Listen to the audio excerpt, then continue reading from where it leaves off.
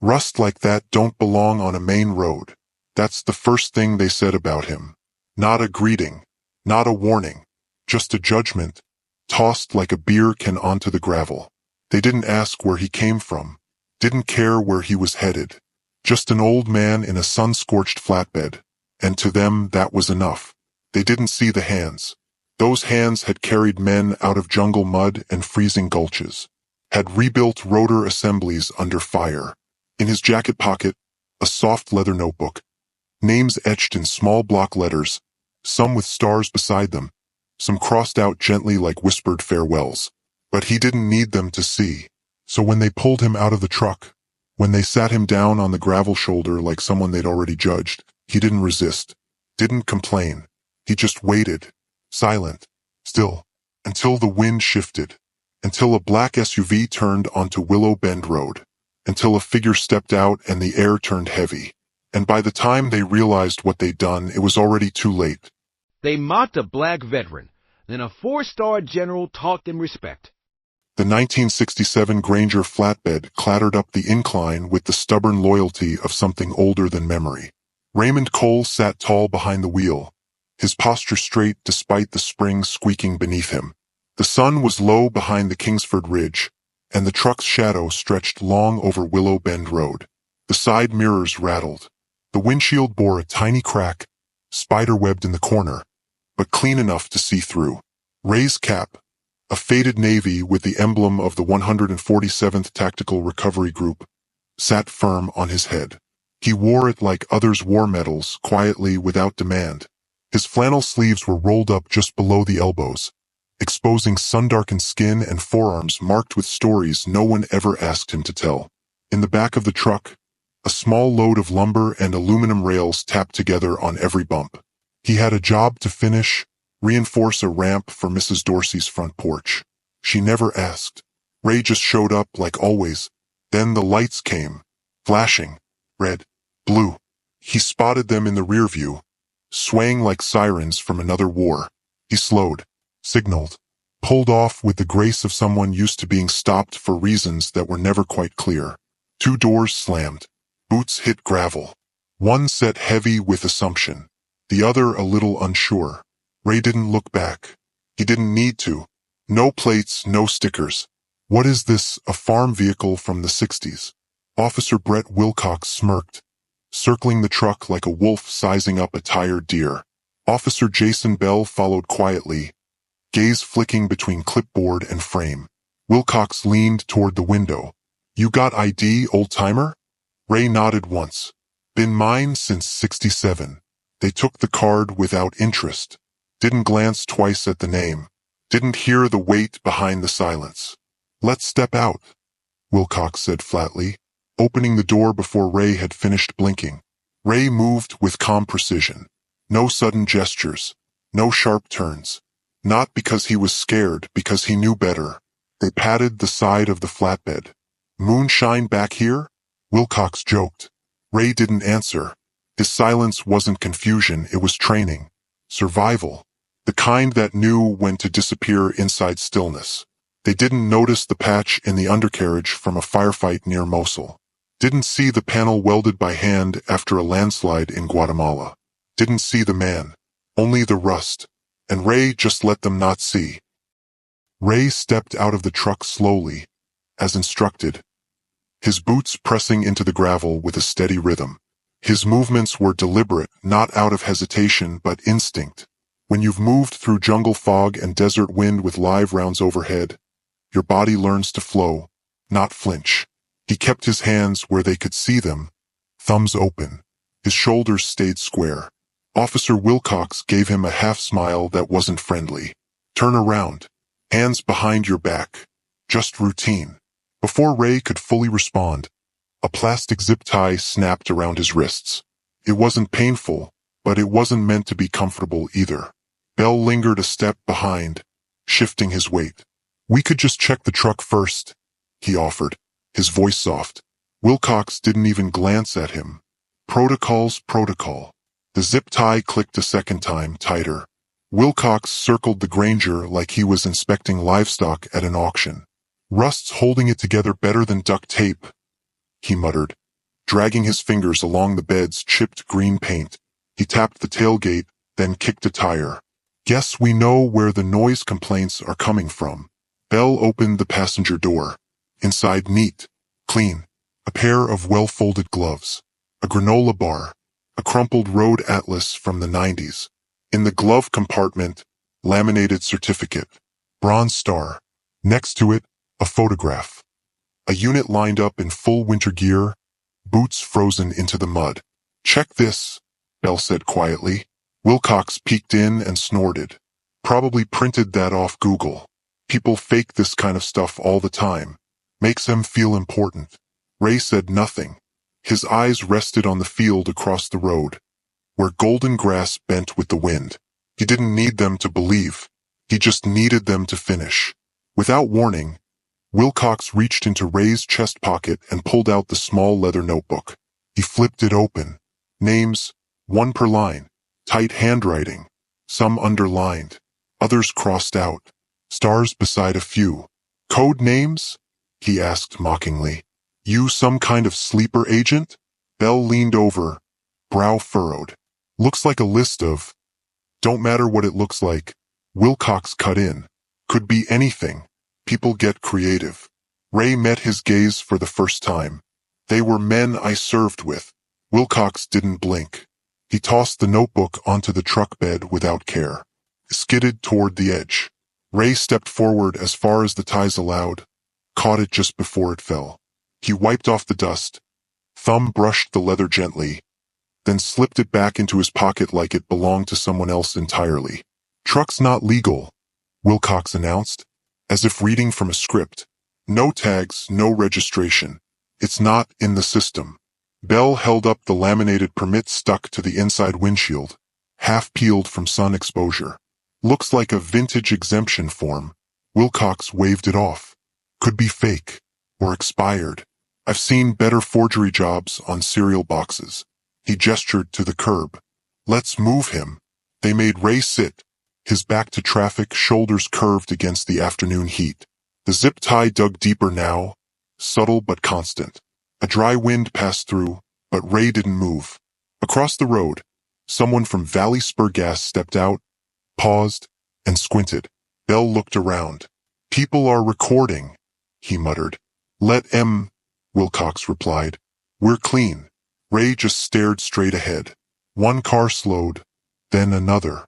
A teenager leaned out the window, phone raised. Wilcox leaned in. You on any medication, sir? Anything for memory? Confusion? Dementia? No answer. Unresponsive. Might be compromised, he added into his radio. Belle's face tightened slightly, but he still didn't speak. Ray's breath remained even. In his breast pocket, behind the notebook, a folded letter. Department of Defense Commendation, dated 10 years back. At the bottom, a line that read, Your service continues to inspire those still in uniform. Ray had read it once, then tucked it away. Not as proof, just as reminder. No one would ask about it today. He knew that. He didn't need them to. The heat pressed on. Wilcox returned to the truck, kicking the undercarriage. Probably hiding something in the wheel well. Belle crouched beside him. You think this is really necessary? Wilcox shot him a look. He's non-compliant. You want to be the guy who lets some vagrant drive off in a possible stolen vehicle. Belle didn't answer, just stood up and dusted his palms. Ray blinked slowly, letting the sounds blur. He'd sat like this once on a riverbank in Laos waiting for extraction. The sounds were different, but the weight was the same. They didn't see it. Not the man. Not the past. Just a truck, a cap, a quiet old figure taking up too much space. And Ray let them miss it. Let them judge. Let them talk. Because when the right voice came, it would silence everything. Ray sat still on the curb, hands bound, his knees tightening under the midday heat. The plastic zip tie dug into the skin just enough to remind him he wasn't free. The gravel beneath him bit through the denim of his jeans. He blinked slowly. The wind carried dust and the low hum of summer insects. A truck passed. Then a sedan. Then another car that slowed and hovered. A phone was held up from the passenger seat. Snap. Record. Keep moving. It was beginning. Not loud. Not yet. But shifting. Belle noticed it first. The eyes from behind windshields, the small frowns of uncertainty. Wilcox, meanwhile, was too busy cataloging violations into his notebook to see it. Expired tags. Unsafe condition. Operating without state certification. Improper display of plate. That's 4 right there, he muttered, half to himself, half to justify what didn't need justifying.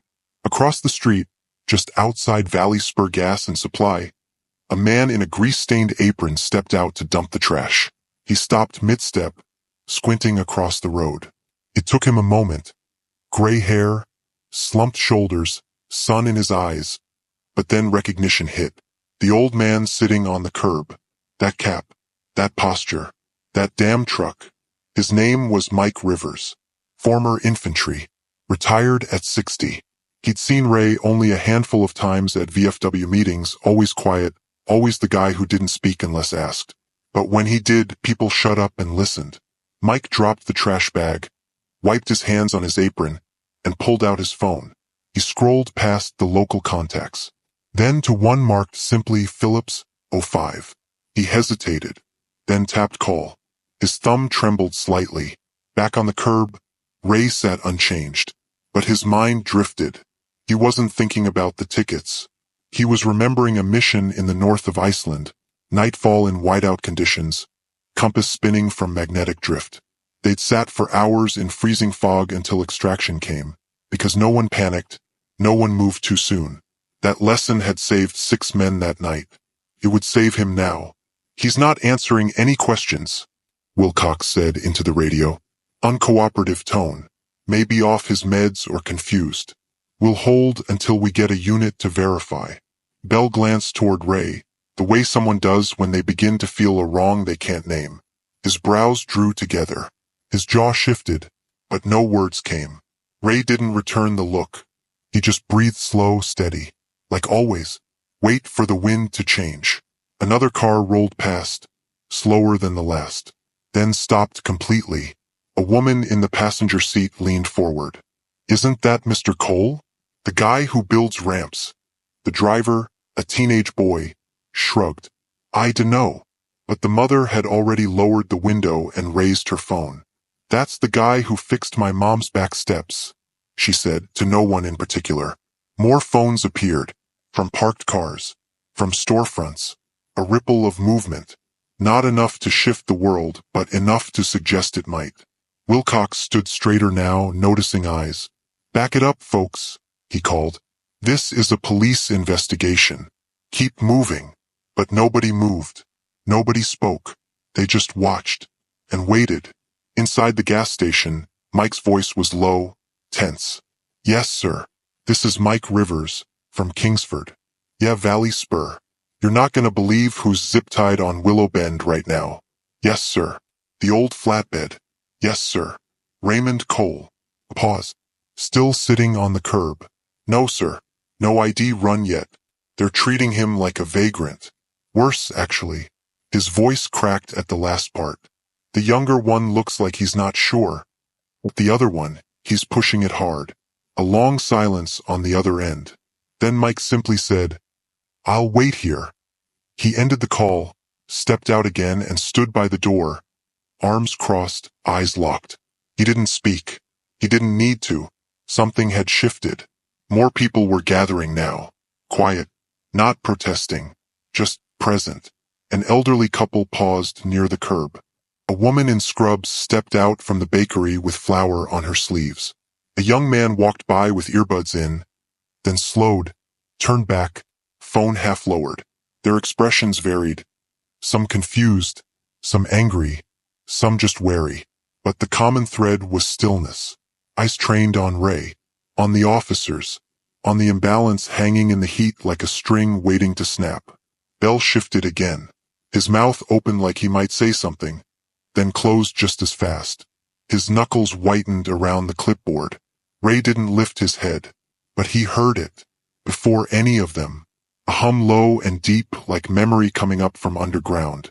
Tires, heavy, slow, deliberate, crunching their way toward the edge of town. Wilcox turned halfway. You hear that? Bell asked. Sounds military. Wilcox frowned. Could be anyone. But Ray knew better. He didn't move, didn't speak. Just let his breath settle one more time. The wind had shifted. It was here.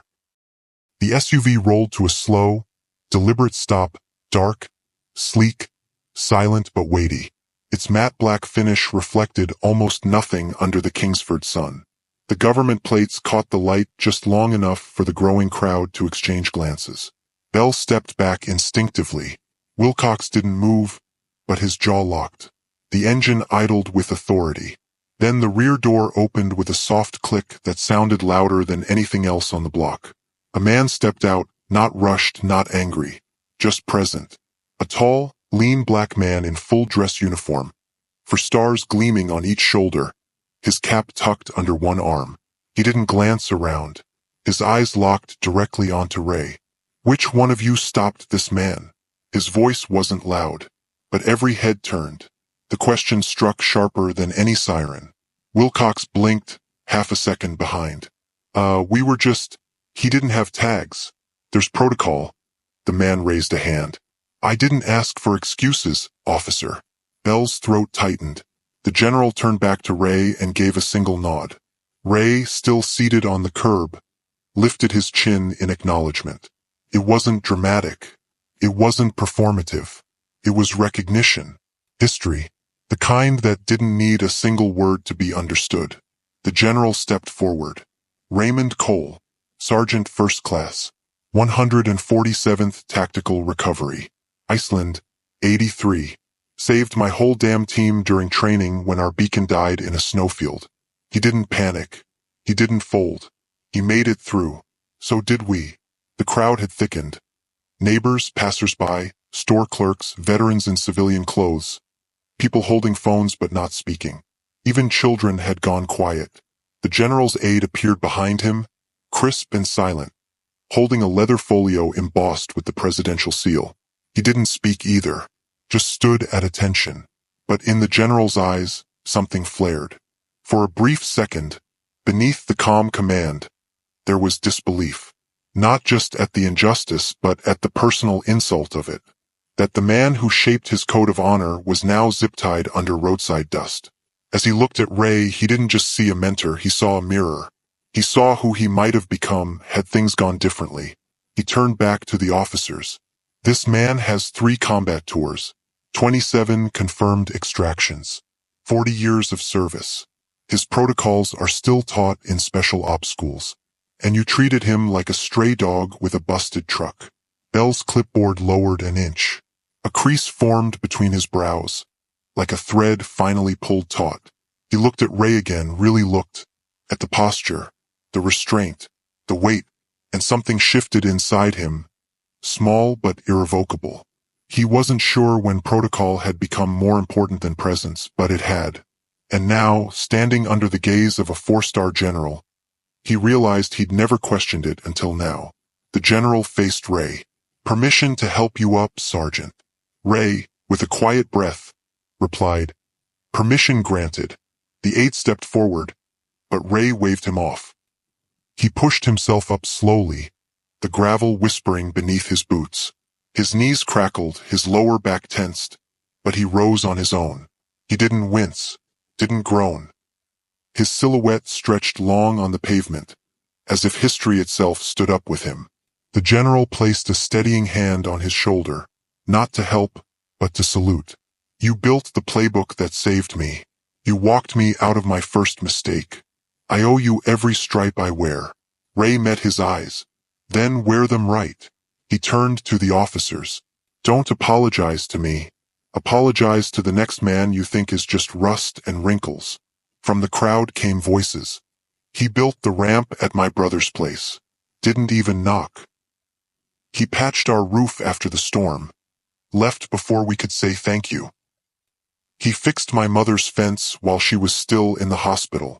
Each voice added weight like bricks rebuilding something in real time. A man removed his cap and held it to his chest. Another whispered, "That's the man who left groceries at our door when we had COVID." The general pointed toward the Granger flatbed. "That truck?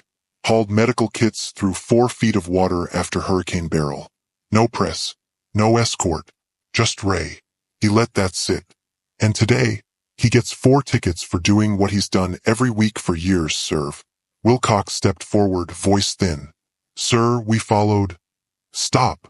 The general's tone dropped, firm and final. Protocol is only as sound as the judgment behind it. You had none. He turned to Bell.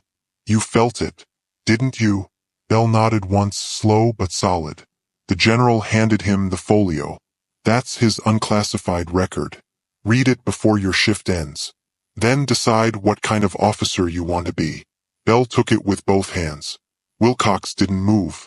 And his truck, the general added, is federally protected. DOD exempt, renewed annually. Maybe next time read deeper. The aide clipped the tie. Ray's hands were free. He didn't rub them. He didn't smirk. Just lowered them calmly, like a man finishing something sacred. The general turned to the street. This is what happens when we stop teaching respect. When silence is mistaken for emptiness. A little girl near the sidewalk whispered, "Is he famous?" Her mother smiled softly. "No, sweetheart. He's real." And for a moment, the silence across Willow Bend Road felt like a held breath finally let go. The wind brushed Ray's flannel gently as he stood straighter. Ray looked out, not at them but through them to something older. And for the first time in years, people weren't looking past him. They were meeting him, seeing him. When the general raised his hand in salute, Ray returned it without pause. It wasn't a performance. It wasn't for show. It was memory, legacy. It was a mirror. And across Willow Bend Road, a quiet wave of reverence moved like wine through grain. No sound, no command, just understanding. That afternoon, the story spread faster than heat off the asphalt. By sunset, the video of the salute had been shared over 2 million times. By midnight, it was on every national outlet's feed. 4-star general defends elderly veteran after police mistreatment. But in Kingsford, it wasn't the virality that changed things. It was the silence that followed. That night, no one at the diner argued politics. No one at the station laughed too loud. The town carried the weight of having almost forgotten someone who'd carried so much for them. The sheriff's department issued a public statement. The mayor followed the next morning, standing on the courthouse steps to announce that June 4th would now be recognized as Raymond Cole Day. Ray didn't attend the ceremony. He was in a garage 2 blocks away, repairing a walker for a woman who'd lost most of her balance after chemo. He didn't speak on it. He never had. At the department, things didn't snap overnight, but something shifted. Bell returned to the precinct the next day, not in uniform, but in jeans and a plain gray t-shirt. He walked into the community center and signed up to volunteer for the Saturday breakfast shift. The old men at the door didn't say anything at first, just stared. One of them, a Korean War vet named Jim Lowry, narrowed his eyes and said, "You're the one that zip-tied Ray." Bell didn't flinch. "I was, and I read every page of that file. 3 times. There was a pause. Then Jim nodded once and stepped aside. Bell didn't ask to be welcomed. He just started flipping pancakes. Every weekend after that, he showed up. Quiet. Consistent. And when a new rookie asked why he was there, he simply said, "Because I forgot what this badge was supposed to mean. And I'd rather learn slow than stay blind." Ray didn't mention the SUV again. He didn't bring up the general or the crowd or the apology. When someone asked him about it at Valley Spur, he just said, "Sometimes the road reminds you who you are." That's enough. But people started seeing him differently. Not louder, just clearer. At the hardware store, a clerk offered to carry his lumber. At the library, a teenager paused his music and held the door. On the street, strangers nodded. Not in awe, but in acknowledgement, as if realizing he'd been there all along. He still drove the Granger flatbed, still made ramps, still brought food to shut-ins on Thursday afternoons. But now, when people saw that old truck rattling up Willow Bend, they didn't think junk. They thought him. The sheriff quietly revised training policy. Every new officer would now attend a seminar on veteran awareness and local history. Ray refused to be the face of it, but he agreed to speak once. He didn't give a lecture. He just walked in, placed a single item on the desk, and said 11 words. Service doesn't end with the uniform. Neither should the respect for it. Then he turned and walked out. That clip, shaky and taken from the back of the room, reached 10 million views in 2 days. A dozen towns requested permission to use it in their own training. Ray never answered the emails. He didn't need to. General Harlan returned 3 months later. This time, no SUV, no aid, no press, just a battered sedan and a bottle of good whiskey. He and Ray sat on the porch until the sky turned from gold to velvet. They didn't talk about that day. They didn't need to. Instead, they talked about a boy in their old unit who never learned to cook but could hotwire any vehicle on 3 continents. They talked about the way snow sounds different when you're waiting for rescue. And they talked about the parts of war that no one pins medals on, but still wake you up at 3 a.m. When the bottle was empty and the crickets loud, Harlan said, "You changed the way they see you, Ray." Ray shook his head. "No, I gave them a mirror. What they saw was up to them." By fall, a plaque had been installed at the corner of Willow Bend Road. Not big, not flashy, just brushed bronze with 6 words. "You never know who you're stopping." Beneath it, in smaller text, dedicated to Sergeant First Class Raymond Cole, veteran, builder, neighbor, known in silence, honored in legacy. Ray kept going. That winter, he rebuilt 3 porches and fixed an outdoor heater for the senior center. He never mentioned the attention, but every time he pulled onto a new street, people paused, moved aside, watched, not with fear, not with spectacle, just respect. And somewhere inside that weathered notebook he always carried, among the names starred and crossed out, was one new page, blank, waiting, because Ray knew one thing better than anyone. The work wasn't finished. It never would be. But for the first time in a long time, he wasn't walking the road alone.